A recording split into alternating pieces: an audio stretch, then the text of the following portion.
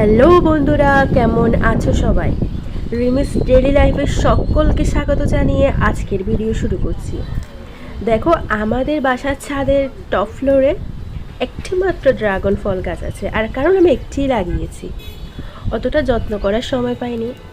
মাঝে মধ্যে আমার বাবা গিয়ে পানি দিয়ে আসে গাছে, এই আর কি। আর মাঝে মধ্যে আমিও দেখি, যত্ন না করেও আমার গাছে 3টা ড্রাগন ফল হয়েছে, আর 3টায় ভালো আছে।